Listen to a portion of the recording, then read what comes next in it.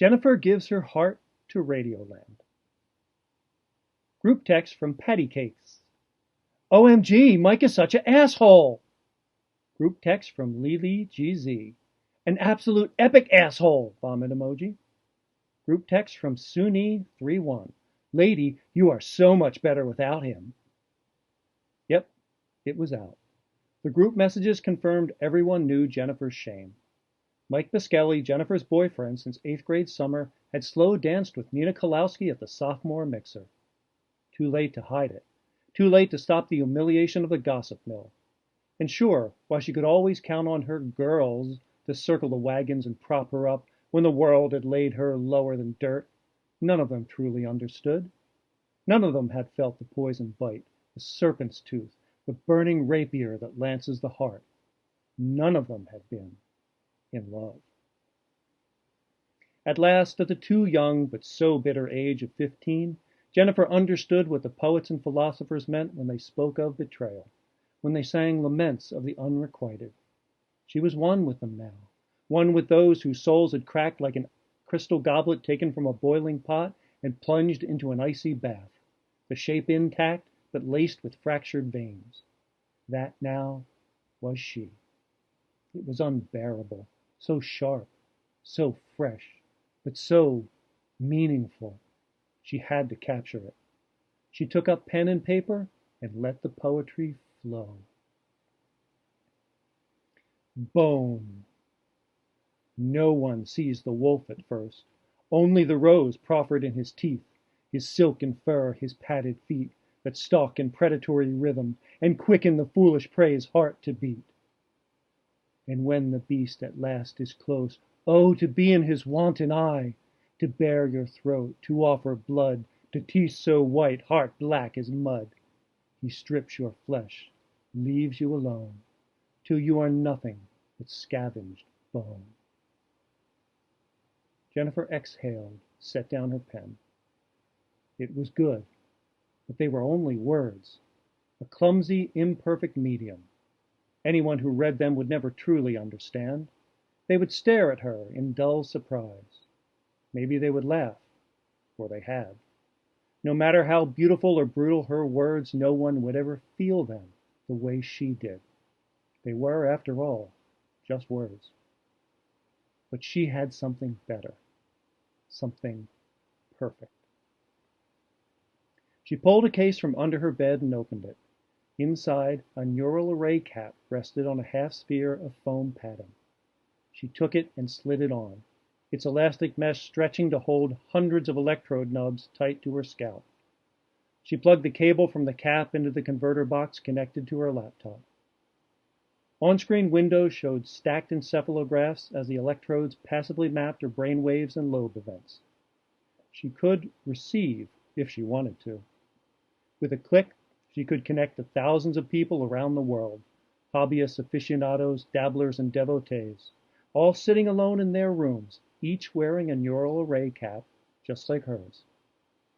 The cap sensors recorded brain activity and shared the signals over a network. So, just like a radio station, you could tune in to another user's broadcast. The headset transducers converted incoming signals into microcurrent pulses delivered directly to the brain, producing an emotional response. You would never see a face, never know anything but a username. But in your own way, when you put on a headset and tuned in, you could feel what a distant stranger was feeling.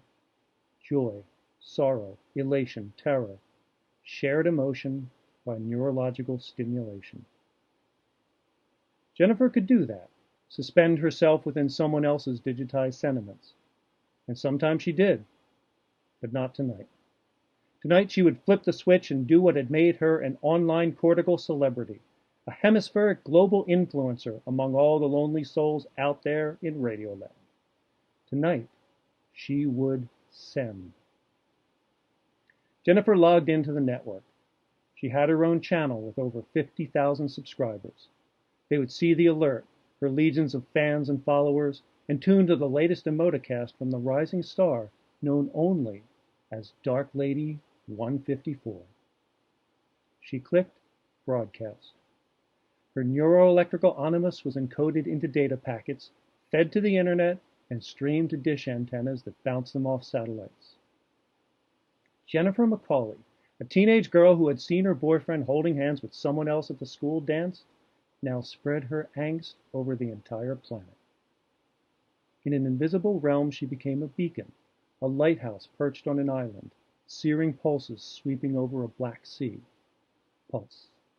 A halo of signal expanded from her epicenter, a pond ripple, smoke ring, radiating toward the horizons. Pulse. Pulse. Pulse. Antennas rose up in the dark as the pulses swept over them. Signals crackled down cables and electrodes sizzled in headsets, triggering synaptic lightning storm facsimiles of jilted Jennifer's singular emotion, the distilled essence of heartbreak. And each recipient felt it, each in their own way. An elderly woman whose doctors had prescribed neural headset therapy against encroaching dementia was tuned to Jennifer's channel. A decade earlier, her philandering husband had passed away.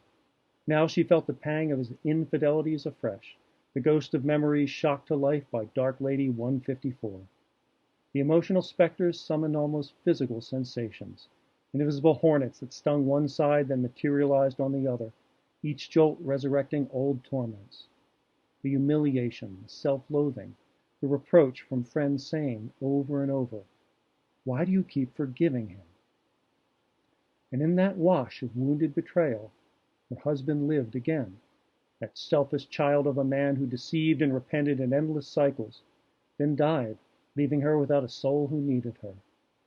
The pulses reverberating through the ether coalesced into an image of him, shapeless as fog, cold and colorless at first, then crashing down on her in waves of green and blue and orange, the bitter tones of jealousy, mourning, and anger, all keening in a tortured chorus.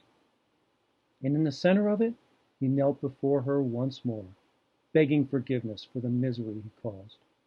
And once more, she had the power to grant it.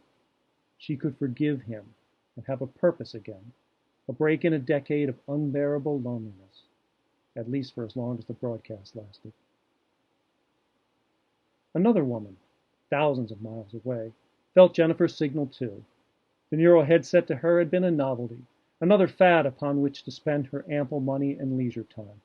At a Motorcast party, she had passed the new toy around to her friends, who giggled at its alien thrills and clucked their tongues at the notion of technology invading even into their brains. Soon enough, they moved on to other amusements. But she stayed, slipping on the headset in private to feel what she had otherwise lost the capacity to. Years ago, she had coaxed a boy barely out of his teens to her private beach house. A summer tryst between a man sprinting toward his prime and a woman drifting beyond hers. For a few weeks it was as real, as electric as anything she had ever known, until the weather changed and the time came for him to return to dormitories and debutantes, and she to the pristine luxury of an empty mansion. The loss was made all the more agonizing by her awareness of its inevitability. To endure, she banished all memory of it. Now it was back, tingling through the headset, seeping into the cracks of locked doors and windows of her mind. It came like sunlight into a shuttered house, shafts of luster stirring dust motes in the rising air. Stark and beautiful, empty and ephemeral. Desire and regret, like a cry from distant hills, a scent carried on passing wind, that could quicken her heart, but would never again warm her skin. Abandoned. Discarded.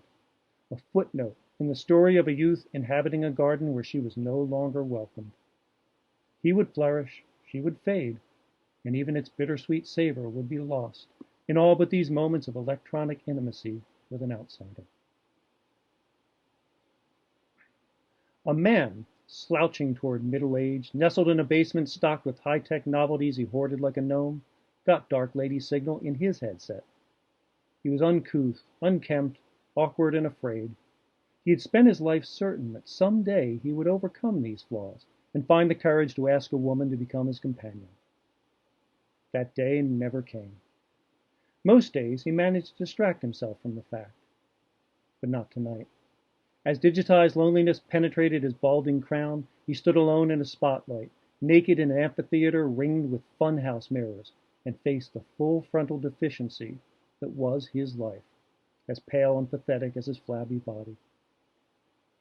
His capable mind, normally so quick to dissect minutiae or summon volumes of trivia, he carefully kept averted from contemplating his own predicament. Now, steeped in neuroelectrically induced sadness, the focus of his intellect was forced inward, and was devastated by what it found. When, he wondered, had he become something no one would ever love? Was it a misstep, a decision he could have reversed? Or was he simply a loser, just like his taunting schoolmates and disapproving father had always said? A glut of snacks and video games, of bread and circuses, usually numbed that brutal epiphany, but tonight there was no escaping it. He was a loser. Tonight, the weight of that realization just might be enough to tip the scales, to prompt him to mix the whiskey and antidepressant pills he had so far managed to keep separate. Elsewhere, tuned into Dark Lady 154, was another man. Once he had a wife and child, a treasured family around which his world happily revolved. In the midst of his teen years, his son had announced he was homosexual.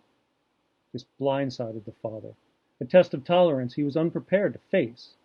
His dreams of one day being a grand patriarch, of having a child to shamelessly exalt before gossipy neighbors, all evaporated in an instant. At first there was denial. How could it be true? Then anger. His son was doing this just to hurt him. He tried bargaining, offering the boy much desired opportunities if he'd reconsider what was surely just youthful confusion. Eventually, he sank into depression, and that stage lingered as father and son now avoided eye contact, each waiting for the other to leave a room before entering. Acceptance would never come. When he found his son in a warm bath with open veins, there would only ever be grief. If he just had more time, he would have come around. He would have found a way to overcome his foolish pride, his reflex of wounded ego, and again embrace his beloved boy. But the window closed before he was ready. He could never forgive himself. Unable to forgive as well, his wife left him alone in the family home where relics of his dead son gathered dust in every corner. His only refuge was to slip on the headset and lose himself in the exotic emotions of remote strangers. But tonight, it hit too close, cut too deep. The raw potency of an unknown teenage girl's disembodied heartache pounded a single-note symphony into his skull. Its pulse, pulse, pulse, a merciless refrain echoing his failure. His failure. His failure. Jennifer clicked off the broadcast program and slid the cap from her head. Another successful Emotacast for Dark Lady 154. As she returned the headset to its foam padding, she smiled, knowing that she wasn't alone. The pain she'd felt tonight was no different, no worse than what people all over the world lived with every day. Everybody hurt, just like she did. By sharing it, by reminding her fans out there in Radioland that she too faced trials and tribulations, well, she hoped it gave some comfort to the brokenhearted.